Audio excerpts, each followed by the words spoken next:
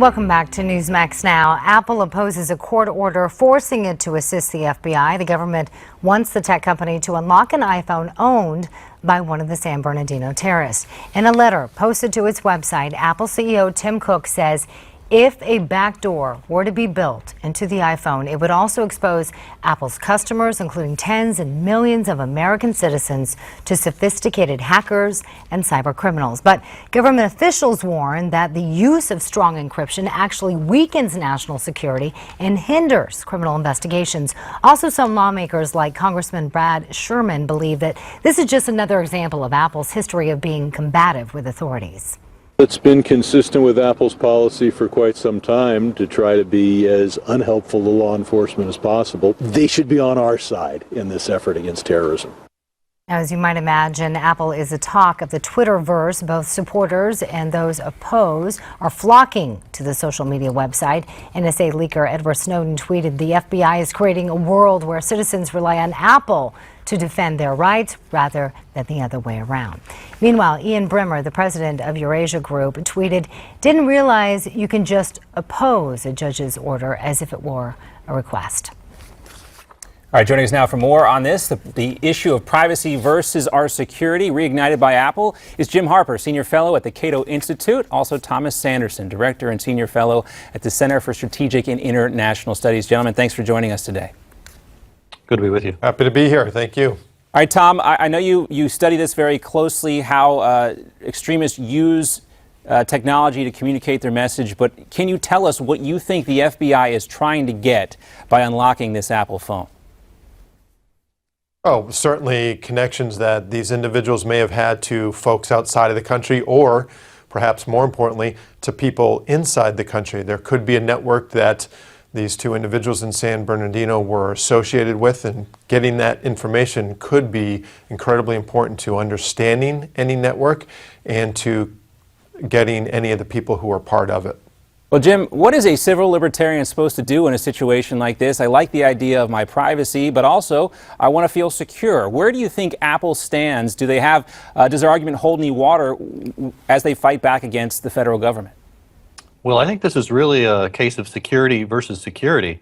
Obviously, terrorism is a very real threat, but weakening the encryption protection of all our phones is not a very good way of protecting against terrorists.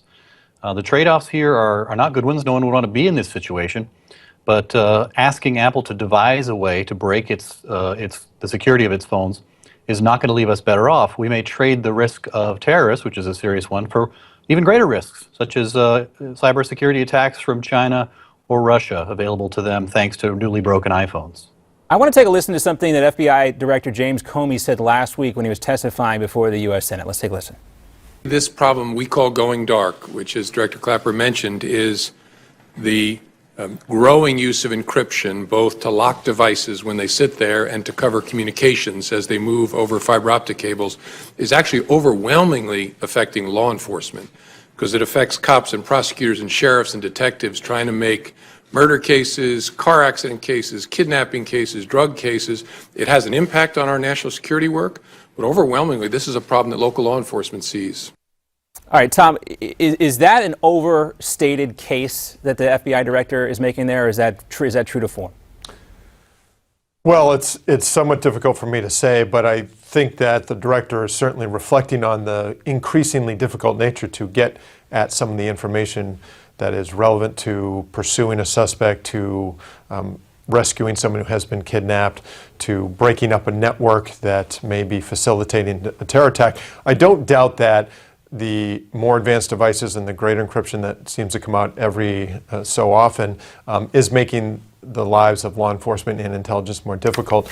But it does bring us back to the comments that Jim made earlier, and that is, okay, but what is on the trade-off number two?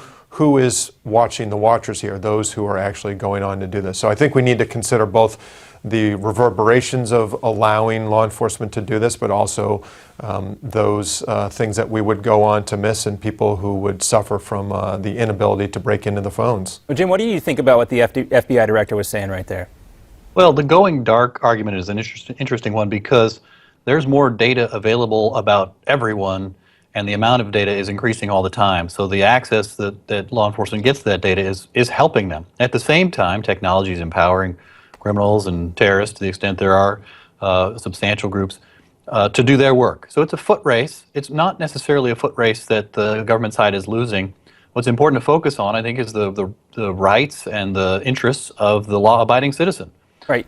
We should encrypt our information because it's our healthcare information, it's our financial information, it's communications with our loved ones that should be private for any reason or no reason.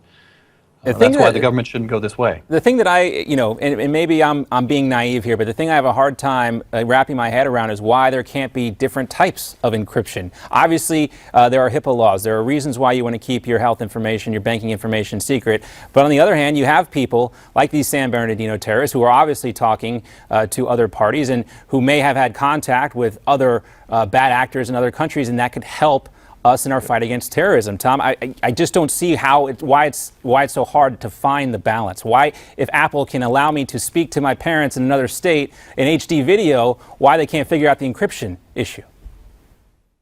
Well, I think the challenge here is once you give these opportunities to law enforcement, the concern is over abuse and the desire for them to expand the definition of what they feel is necessary, getting to Jim's point here. So that's where the balance is tricky. It's very easy to look at this in isolation. Here is a San Bernardino incident. Let's allow the FBI and others to get inside the phone to see what's happening. Now, to most people, that's a perfectly reasonable thing to do, and it seems limited. But it isn't, because then you're setting the precedent. You have the tools out there to break the encryption, and then people move forward and seek other uses for that. So that's where the balance becomes difficult. Last word to you, Can't look at it Jim. in isolation to this one event. Yeah, last word to you, Jim. Isn't that what these FISA courts and search warrants are for?